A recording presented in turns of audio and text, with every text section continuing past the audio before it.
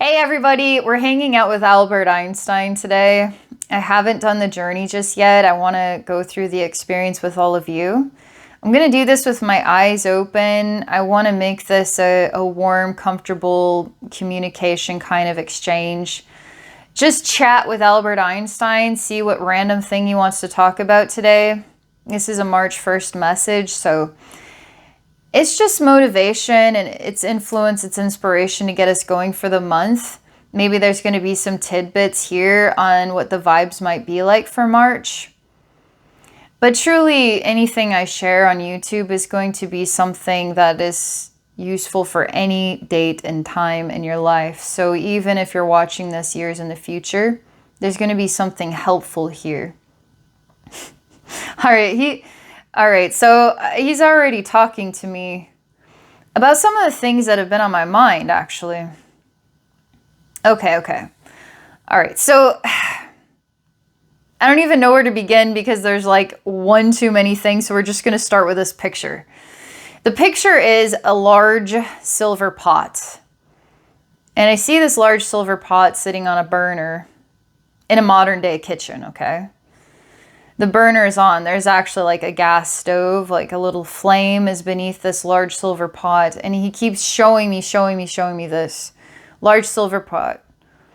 I'm standing maybe, I don't know, it could be 10 feet away, 20 feet away. I can see it clearly with my eyes in the scene, but I can't ever see what's inside of it. He keeps showing me like a red exclamation point on the silver pot. And he's encouraging me to discover here what is hidden inside the pot. It's funny because he's talking about the word what's hidden in the pot, but this overlays with an assumption that there's something in it. So if the burner's on and a pot is on the burner, more than likely something's cooking, right? It would be easy to assume that. Now, what if nothing is in the pot? Would we ever conclude that there would be nothing in the pot if the burner's on?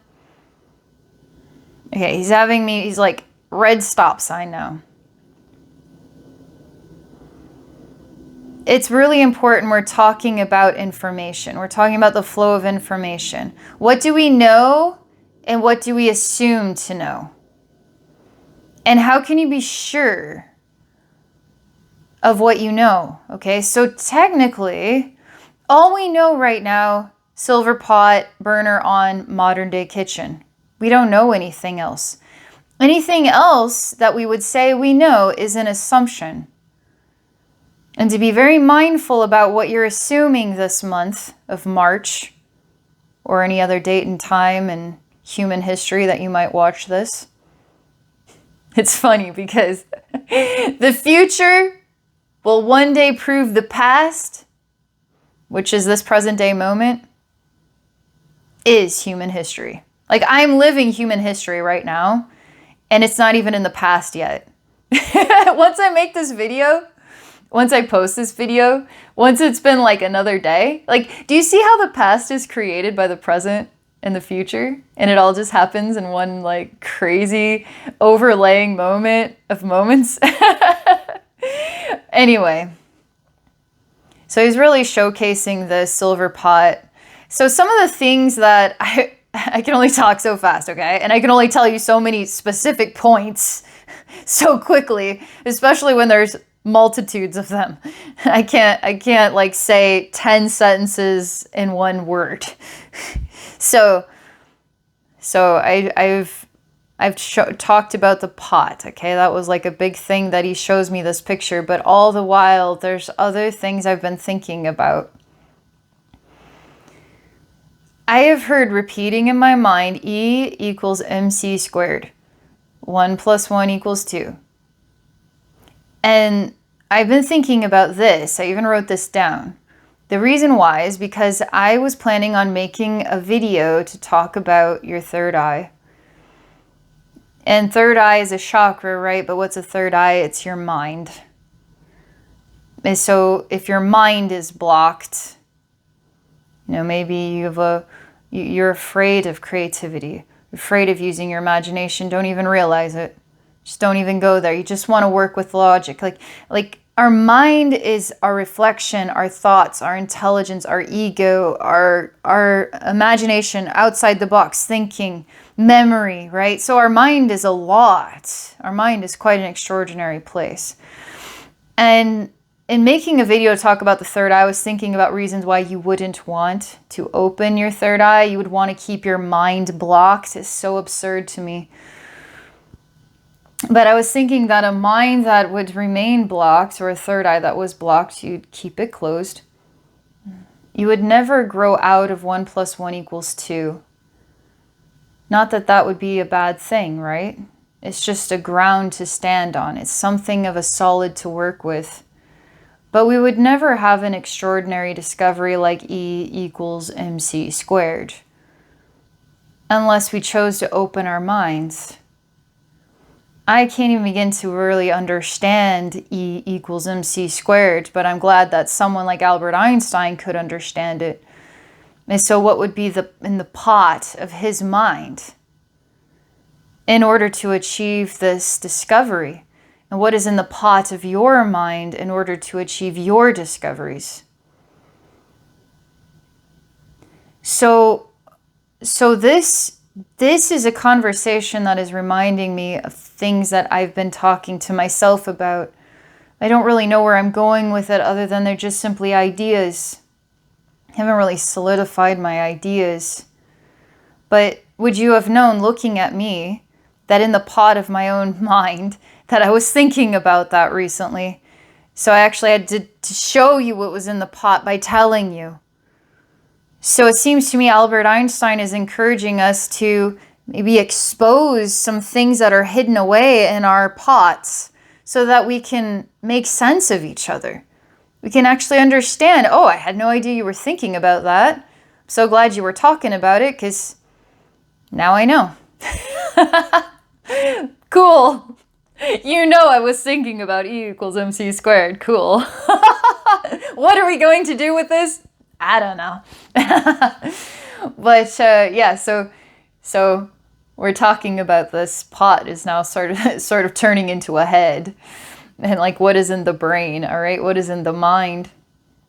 What do we know? What do we assume to know? Can you take it out of your head and reveal to the world so we can get to know you better? Otherwise, we're trying to understand what's cooking up in your world and we're 20 feet away. We can't look. We can only assume to know until you help us know. So one of the things to be mindful of this month, Albert Einstein is presenting here, just us chatting, is about the mind, what's tucked away, what secrets do we hide from one another? Is it time to talk about things more clearly? Are we assuming or do we actually know? And what are we communicating of what we're saying we know? Didn't realize we were just making an assumption. Interesting, because of the third eye conversation, it seems like the month of March, or as you're watching this, be mindful. Just be mindful of how are you keeping your third eye blocked, or how are you opening up your mind? It's like a closed-minded person versus an open-minded person. Okay.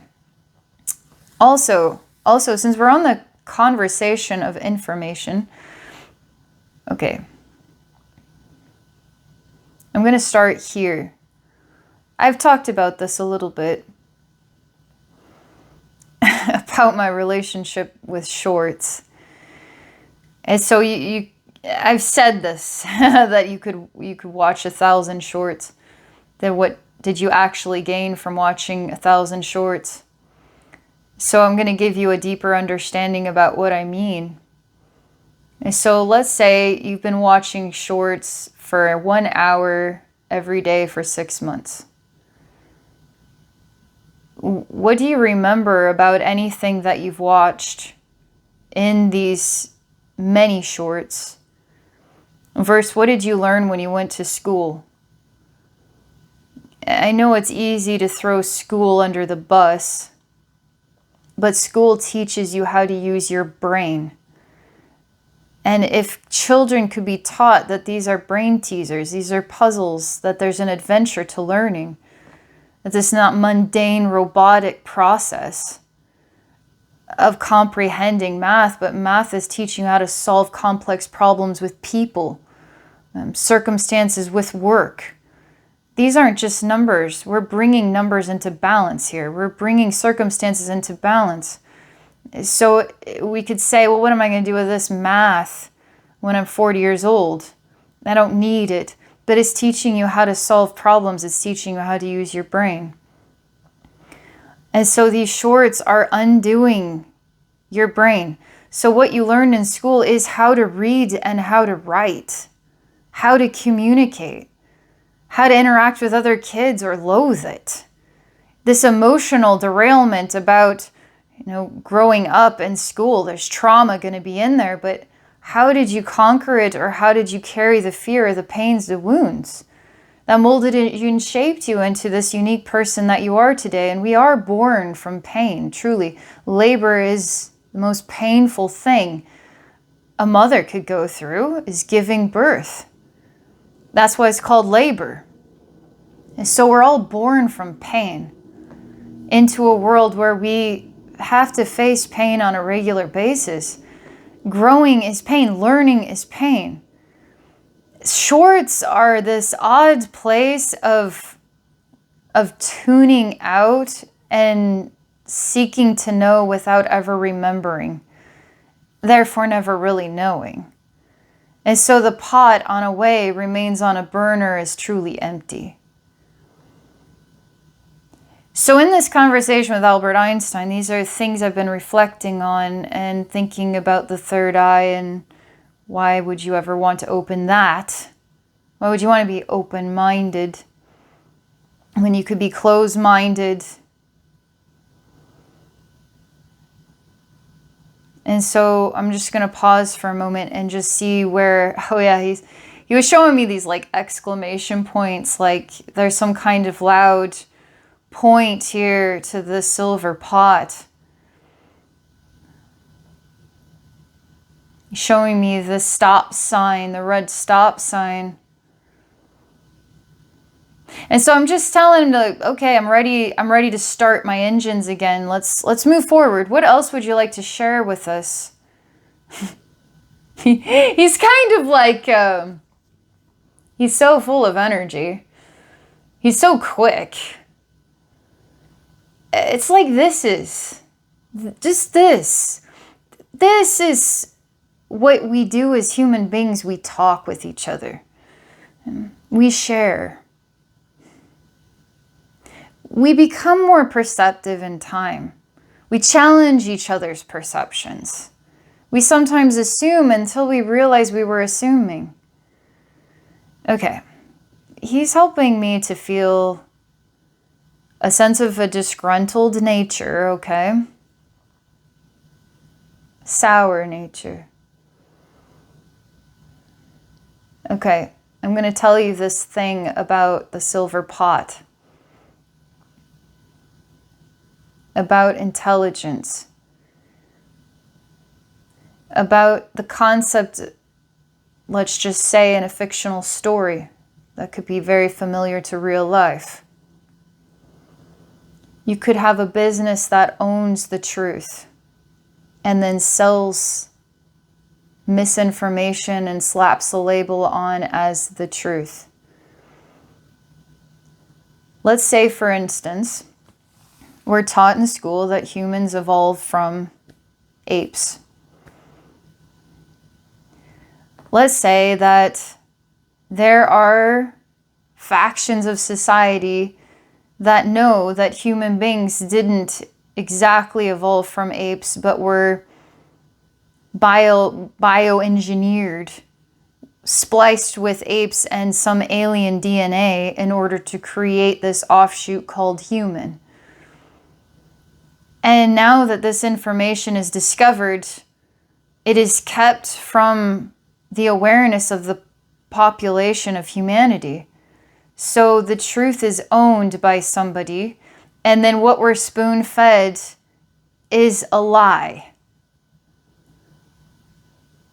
So how will I ever know the truth? So is the silver pot my idea of the truth, is that we evolved from apes? or my challenge of the idea of the truth, which is kind of what science does. It challenges the current knowledge in order to acquire a new level of it. That's normal. That's a healthy growth. We need to challenge what we know to make sure that we know it. Then maybe we could find out that we kind of knew it, but now we know it even better. Now, a deeper feeling about the silver pot, and that I can't ever truly know what's inside of it. If I seek to know actual facts, and the facts that I'm spoon-fed are known by this fictional business that controls the truth, so that I can be controlled, to know the truth that the business feels comfortable with me knowing, then I will always live in an illusion. And my intelligence will always be a fabrication of an illusion that made another faction of the human population more comfortable with me being stupid to some degree.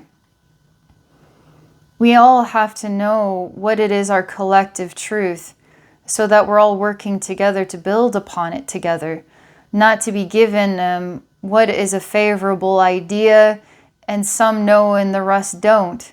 We're not able to grow together. We're going to grow awkward, like we need a back adjustment as a collective human race, and we're not allowed to get it.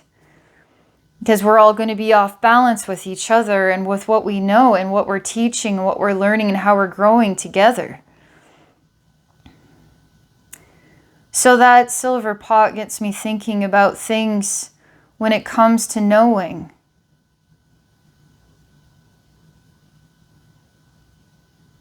I want to know what I feel some people already know, that I can't really know it. So I have to look inside myself and seek to know myself and be at peace with what comes up inside of me. I also feel like language is so important to me, being able to speak from the heart as best we can articulate our words, and that words are becoming a very vulnerable thing, an offensive thing. And so how will we truly know what's in each other's pots if we can't speak about it? I use the word status quo because the buzzword narrative. If I choose to say the word narrative, then I am just conforming to that which is the narrative, that everybody uses the word narrative. So if I say maybe status quo, I am actually using something of a creative way of saying the same thing, so that I can encourage fueling the fire of individuality and unique style of communication. And so that language is being controlled without us realizing it because of buzzwords and because of hashtags and because of going viral and such. If we can all speak the same language, we could get in that bracket of what matters most to society in this present day moment instead of what deeply matters most. Isn't something catchy, but is something of true intelligence and true growth of the mind and the spirit of being human. So that's just my thing. That's like what's in my pot, that's my reflection. So that tells me, is hanging out here with Albert Einstein and him kind of coaxing me through this conversation, which is really bringing to the surface some things I've been thinking about very quickly, actually.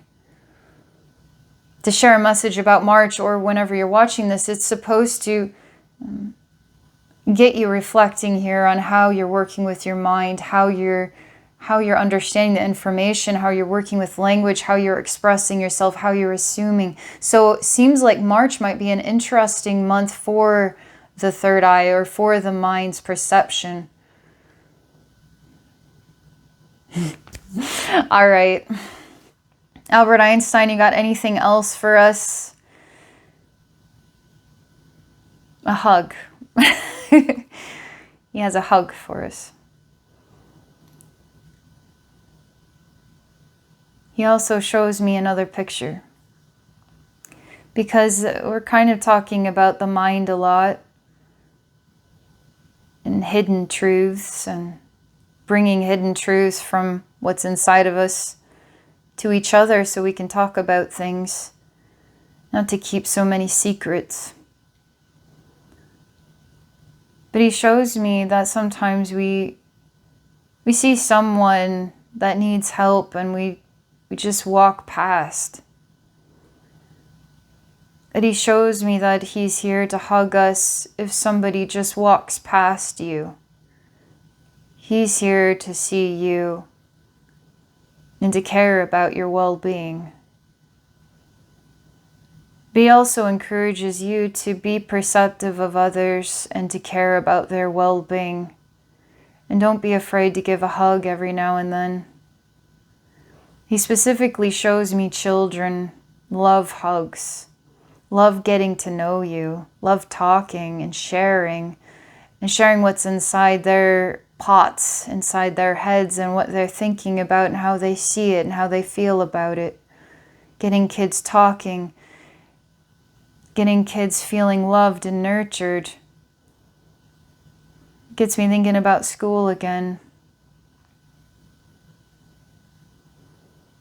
And the joy and adventure of learning, but the hardship of it too. And that kids need hugs and kids need to be heard, and just let them speak from the heart. But we must teach kids how to speak from the heart. We have to teach kids how to speak from the heart, how to develop integrity, how to understand the value of their own mind and what they're learning and why they're learning these hard lessons in life. That's why kids need hugs too. Adults need hugs.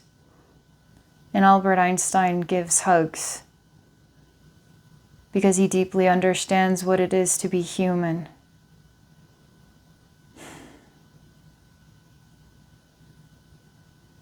Man, I'm super moved by this. Super moved in my heart by this. Wow.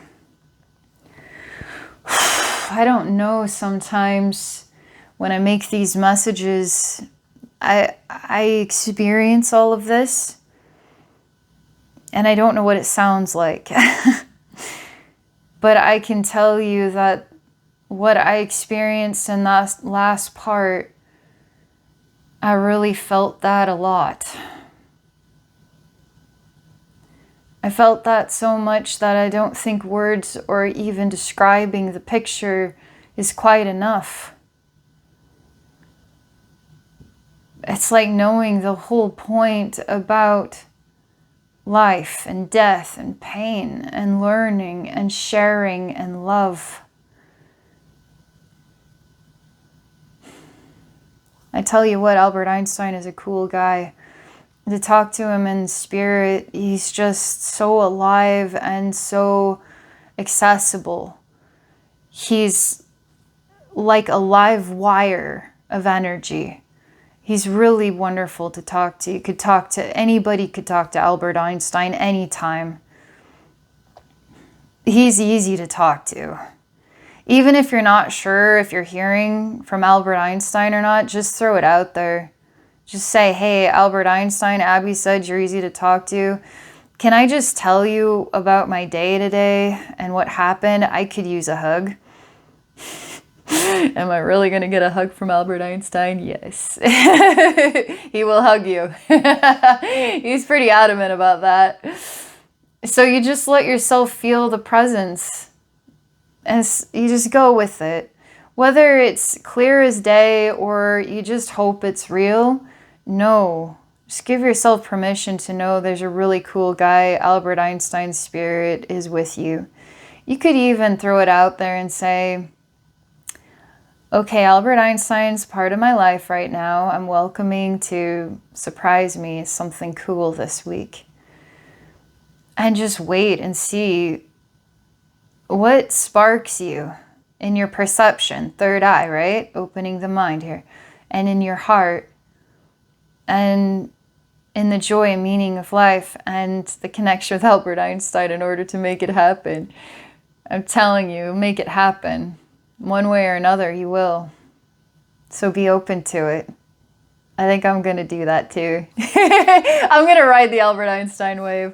Okay, all right. Thank you everybody so much. Really fun to share this special message with all of you. Hope it helps. Hope it jumpstarts something for you for this month or for whenever you're watching this. Hope it's just the right medicine. All right, thank you all so much. Big hugs. All right, bye for now.